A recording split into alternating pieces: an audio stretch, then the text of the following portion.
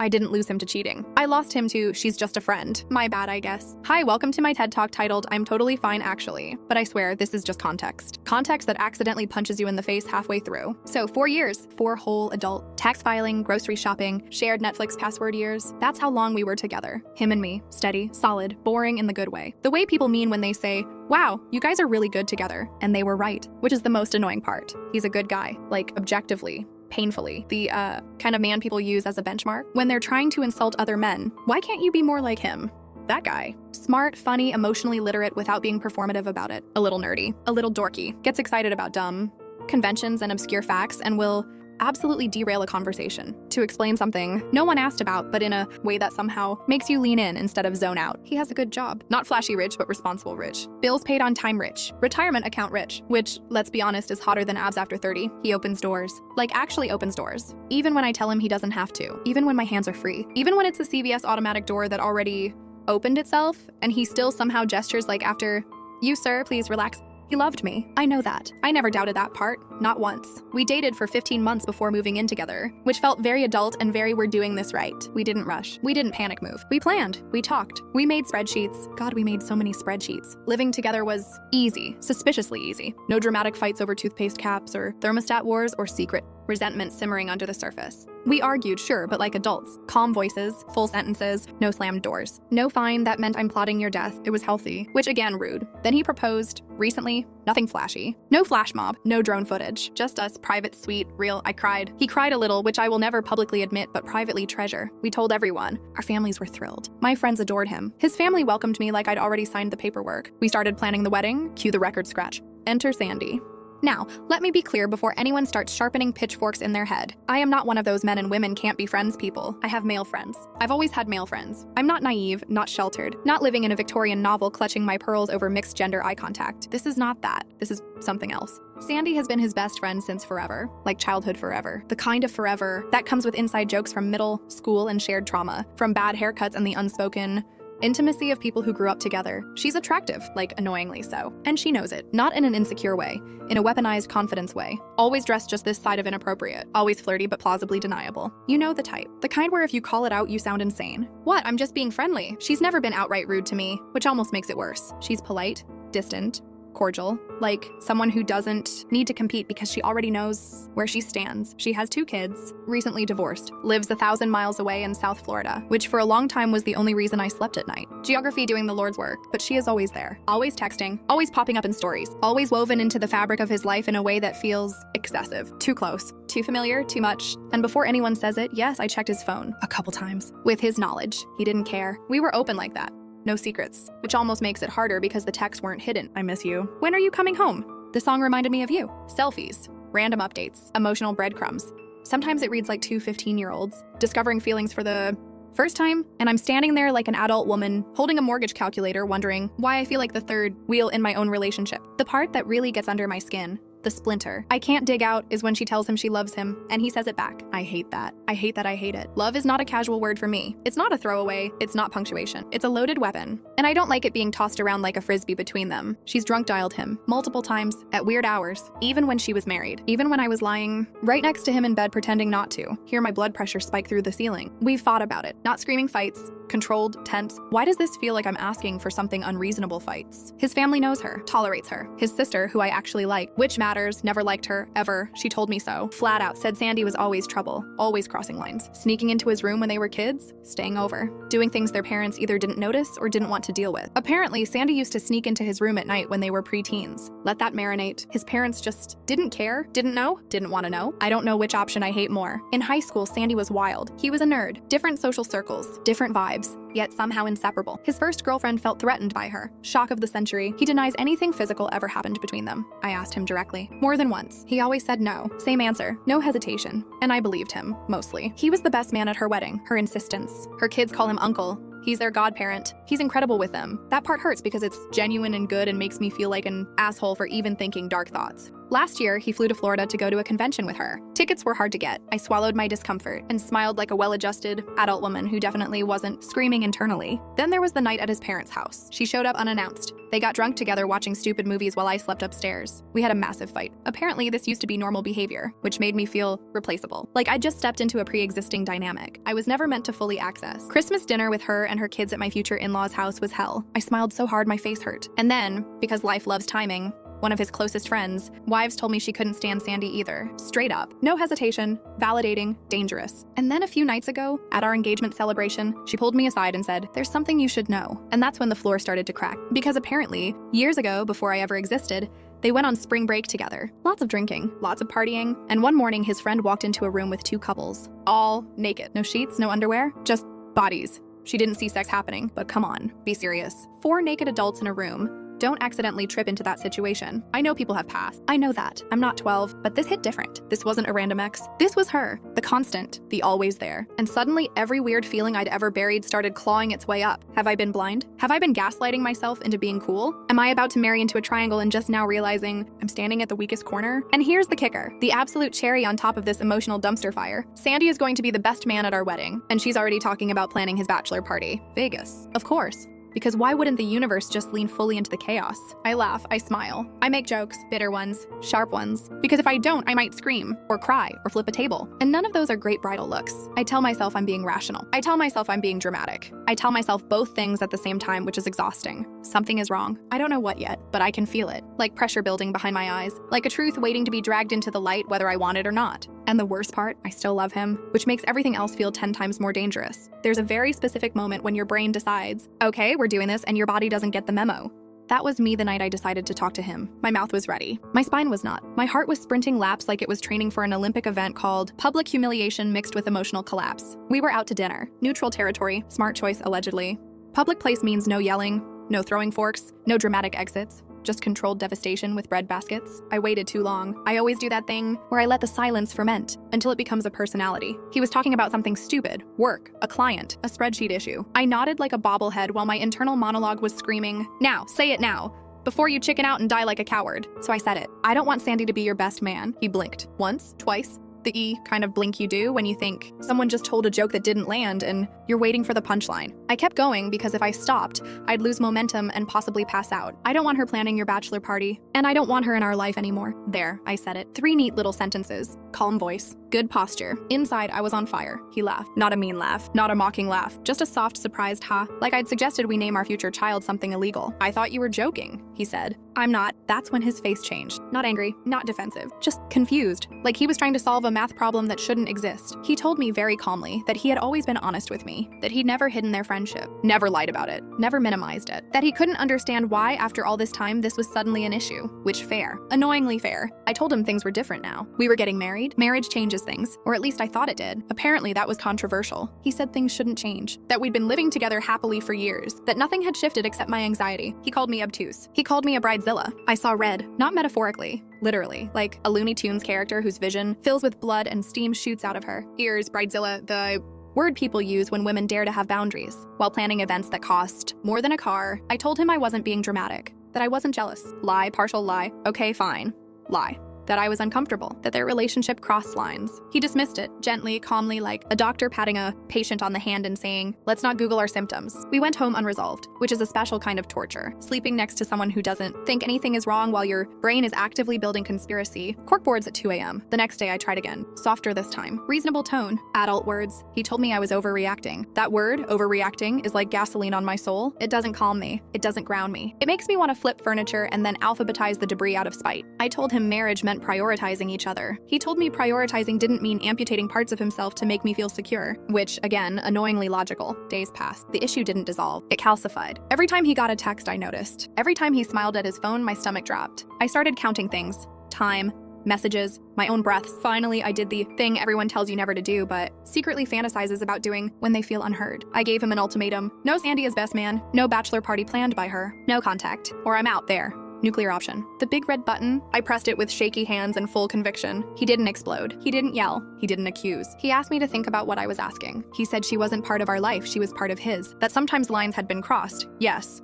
but not the way I thought. That he respected my feelings but couldn't do what I was demanding. He offered compromises. No bachelor party. Less contact. Boundaries. But Sandy staying as best man was non-negotiable. He said something that stuck in my ribs like a bone. That's who I am. I heard, "Take it or leave it." I yelled. Not proud of that. Raised voice. Shaky words. I told him to choose. He didn't answer. He slept on the couch. We didn't speak for 2 days. 2 days of silent warfare. 2 days of pretending not to care while emotionally Googling how to survive rejection without committing a felony. That weekend, he asked to talk. He asked me if I'd changed my mind. I hadn't. I doubled down, repeated myself. Same demands, same certainty, same internal tremor. He asked if I was 100% sure. I said yes. And then, calm as death, he said, "Okay, then it's over. Call the wedding off." My body went cold, like instant hypothermia. I couldn't breathe. I think I swore. I think I laughed. I think I might have said his name like it was a curse. I accused him of choosing her over me. He said he was choosing himself. He said if I couldn't accept him or trust him, it wasn't worth it. That love without trust was just prolonged suffering. I screamed that I knew about spring break. His face didn't change. He said they'd vacationed together lots of times. That I knew this. That nothing was hidden. I brought up the naked room. He sighed, not annoyed, just tired. He said all I had to do was ask, which somehow made me angrier. He explained it. The couple, the drinks, the experimentation. That he had sex with the woman, Sandy with the man, same room, same bed, no crossover. I said, "So you had an orgy?" He corrected me. Calmly, like a professor. Like this was a vocabulary lesson and not my emotional apocalypse. I didn't believe him. He said that was on me. He said it happened over 10 years ago. That it didn't matter. That he'd never lied to me and wasn't about to start. I told him to leave. He said he would. The next day, before he did, he told me he loved me. That I was wrong. That if he walked out, I'd never see him again. I told him he'd chosen her. I told him he was a liar. I watched him pack with surgical precision. Clothes, books, toys. He left things behind. Things I'd given him. The key on the counter like punctuation at the end of a sentence. I didn't want to finish. Then he was gone. And the silence after? Deafening. I unraveled fast. Texts, calls, emails, no response, none. Like, I'd died digitally. I lashed out at Sandy, at him, at the universe. Sent messages I wish I could physically retrieve and burn. He came back when I wasn't home, took the rest of his stuff, left nothing but space. My sister told me I'd screwed up. My mother agreed. Everyone suddenly had clarity. Funny how that works. I cried. A lot. Ugly cried. The kind where you scare yourself in the mirror. And slowly, agonizingly, the doubt crept in. What if I was wrong? What if I took something uncomfortable but survivable and detonated it? What if jealousy dressed itself up as intuition and I bought the costume? I replayed everything. His patience, his consistency, his honesty, the way he answered my questions, even when they were petty and insecure and clearly spiraling. And worst of all, I missed him, not the idea of him. The actual man, his habits, his steadiness, his stupid door holding. I'd wanted certainty. What I got was emptiness. The first few days after he left, I was running on adrenaline and spite. I was furious, righteous, powered, entirely by the belief that I had stood up for myself and that any moment now, he'd realize I was right and come crawling back with an apology and maybe flowers, big ones, dramatic ones, the kind you have to struggle through a doorway with. Spoiler, that did not happen. Instead, what happened was nothing. Silence. A vast, empty, echoing nothing where my phone might as well have been a decorative brick. At first, I told myself he just needed time. He was processing. He was licking his wounds. He was probably pacing some sad little apartment thinking about me and missing my laugh, and the way I stole his hoodies, and how I always forgot to replace the toilet paper roll, which, for the record, he never complained about. God. So I waited, like a dignified adult, for approximately 12 hours. Then I cracked. I texted him. Something short, neutral, non-threatening, the emotional equivalent of a polite knock on a door that may or may not be locked. No response. I sent another one, a little longer, softer, more, "Hey, just checking in." Nothing. I emailed him, which, yes, I know. Emails are for HR complaints and dentist confirmations. Not for emotionally abandoned fiancés trying to sound normal, but I did it anyway. Still nothing. That's when the panic started. The real kind. The kind that doesn't scream, but just sits heavy in your chest like wet cement. The kind that whispers, what if he really meant it? What if this is permanent? I told myself I wasn't chasing him. I was just clarifying, clearing the air, seeking closure. You know, all the respectable euphemisms people use when they absolutely are chasing someone emotionally. I called him straight to voicemail. I left a message, calm, controlled. My voice sounded like someone else's, someone reasonable, someone who hadn't blown up her entire life over a boundary negotiation gone wrong. Then I waited. Again, nothing. That's when my sister entered the chat. And by entered, I mean, she kicked the door down with opinions and hindsight like a Greek chorus that only speaks in "I told you so." She told me I'd screwed up. Then she told me she supported me. Then she told me maybe I overreacted. Then she told me he was a great guy and I'd never find another one like him, which is a hell of a combo, by the way. It's like emotional whiplash with a side of good luck dying alone. I got angry. At her, at him, at Sandy, at myself, at the couch where he used to sit, at the stupid coffee mugs we bought together that suddenly felt like artifacts from a failed civilization.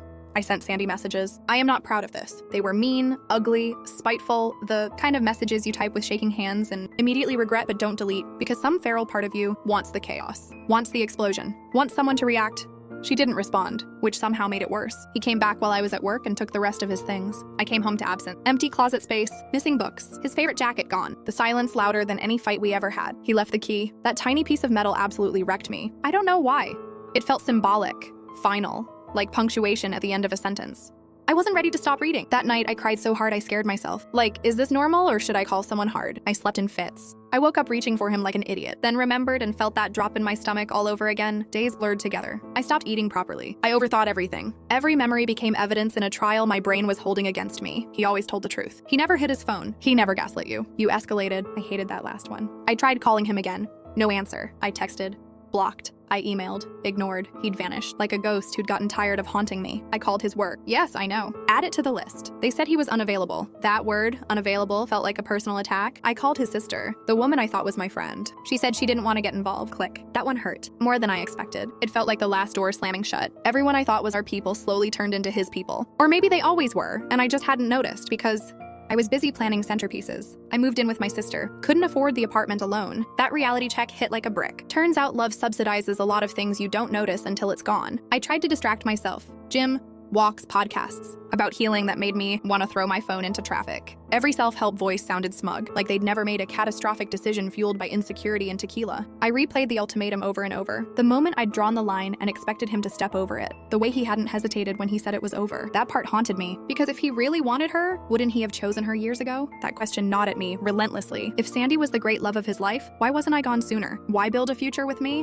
Why propose? Why plan? The answers weren't flattering. I had wanted certainty, control, proof, something tangible to hold on to so my anxiety would shut up. Instead, I'd tried to bulldoze something that had existed long before me, and when he refused to let me, I called it betrayal. That realization hurt more than any text he never sent. I tried to apologize, sincerely this time. Not defensive, not manipulative, just honest. I showed up at his work. I didn't go inside. I'm not a monster. I waited outside like someone in a sad indie movie who thinks this is a reasonable thing to do. My sister came with me, thank God, because I might have melted into the pavement otherwise. He saw me, and he walked away, fast. Didn't slow down, didn't acknowledge me, just turned and went the other direction like I was radioactive. That moment broke something in me. I sat in a coffee shop afterward and cried into a napkin like a cliche. I left a note on his car, apologizing, saying I was wrong, that I just wanted to talk. I thought I was being mature. In hindsight, I was probably terrifying. Weeks passed. I sent occasional emails, carefully worded, thoughtful, apologetic, no begging, no threats, just trying to be seen, no response. Then Sandy called. I didn't expect that. I nearly dropped my phone. She wanted to meet. For closure, she said. I met her at a coffee shop.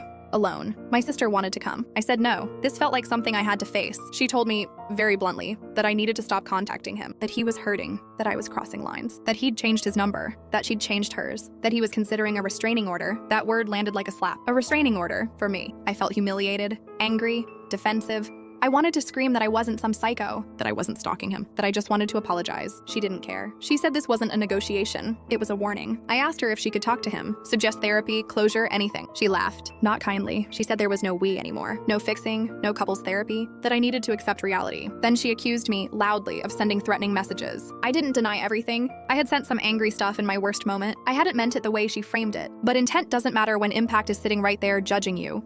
She told me to stop, to disappear, to move on. She left me sitting there, with cold coffee and the sudden awareness that I'd officially become that ex, the one people warn others about. I hated that version of myself. I sent one last email to him, a real goodbye, no manipulation, no I love you, just gratitude and accountability. I told him I wouldn't contact him again. The next day, Sandy called me screaming, threatening, unhinged, telling me to cut the crap. The irony almost made me laugh. Almost. I didn't respond. I didn't escalate. I didn't go to the police. I just stopped. And in the quiet that followed, something shifted. Not relief, not peace, just acceptance. I had lost him. Not because of Sandy, not because of Vegas or spring break or naked, rooms or best man politics. I lost him because I let fear make my decisions for me, and now I had to live with that. Nothing dramatic happened after that, which honestly felt like the final insult. No surprise text, no midnight apology, no cinematic closure where he finally gets it and shows up looking wrecked and remorseful. No, life just kept going, like it always does. Like it didn't give a single shit that mine had imploded. At first, I waited for the pain to peak, for some emotional climax where I'd hit rock bottom and then bounce.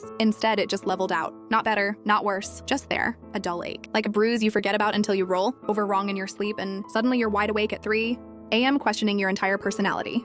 I stopped contacting him, actually stopped. Not, I'll stop after this one last perfectly reasonable message, stopped. Real stopped. cold turkey. Deleted the draft emails. Muted the impulse. Put my phone face down like it had personally betrayed me. That alone took more effort than ending the engagement. I moved my stuff into my sister's spare room, downsized my life into boxes like kitchen, misc, and stuff I don't want to look at yet. I learned very quickly how much of my daily routine had been built around another person. Every habit had his fingerprints on it. Grocery shopping was weird. Cooking was worse. I kept making enough food for two like an idiot and then staring at the leftovers like they'd insulted me. I went to the gym, not in a hot girl revenge way, more like a if I don't move my body, I will crawl out of my own skin way. I lifted weights badly. I ran slowly. I sweated out anxiety and resentment in equal measure. I booked a therapy appointment. Yes, therapy, I know, shocking plot twist. But here's the thing, turns out when multiple people in your life independently suggest therapy, it's not a conspiracy, it's feedback. Rude feedback, but feedback. The therapist didn't tell me I was crazy, which honestly I had braced for. She didn't tell me I was right either. Also rude. She said something worse. She said I wasn't wrong for feeling threatened, and I wasn't right for how I handled it. Both can be true, which is deeply inconvenient when you've built your entire emotional defense strategy around being correct. She said insecurity doesn't make you a bad person. It makes you human. But trying to control someone else to quiet your insecurity, that's where things break. I hated how reasonable she sounded. I started seeing my part more clearly, not in a self-flagellating way. Not everything was my fault, just clearer. I saw how long I'd been swallowing discomfort instead of addressing it early. How resentment doesn't disappear when you ignore it. It just gets better at hiding. I saw how I'd turned Sandy into a symbol instead of a person. A placeholder for every fear I didn't want to admit out loud. Fear of not being enough. Fear of being temporary. Fear of loving someone who already had a history I could never compete with. I should not be thinking this, but I did wonder sometimes if had I handled it differently, we'd still be together. If a softer approach, earlier conversations, less ultimatums and more boundaries might have changed the outcome. But here's the thing I eventually accepted, and it sucked. Maybe not. Maybe we were always going to hit that wall. Maybe this was the fracture line in the relationship, waiting patiently for pressure. Maybe he needed someone who could live comfortably with that kind of closeness in his life. Maybe I needed someone whose emotional landscape didn't feel like a permanent test. Neither of us were villains. Neither of us were saints. We were just incompatible in a very specific, very painful way. I stopped checking his social media, mostly because I couldn't. He blocked me everywhere, which at first felt cruel. Then it felt necessary. Then it just felt neutral, like weather. I stopped telling the story like I was on trial. I stopped needing everyone to agree with me. I let some people think I'd messed up because, yeah, I had. In some ways, and I survived that realization. The rage faded, the shame softened, the longing dulled. I didn't move on in a triumphant way. I didn't reinvent myself or dye my hair or start posting thirst traps with captions about healing. I just adjusted. Slowly, quietly, imperfectly. Some nights I still miss him, not the situation, not the fight, him, his steadiness, his dumb jokes. The way he made coffee like it was a sacred ritual. Missing someone doesn't mean you were wrong to leave or to be left. It just means the relationship mattered. I can live with that now. If I ever love someone again, and yeah, I probably will, I know one thing for sure. I won't let fear sit in the driver's seat. I won't wait until resentment turns nuclear. I won't confuse boundaries with ultimatums.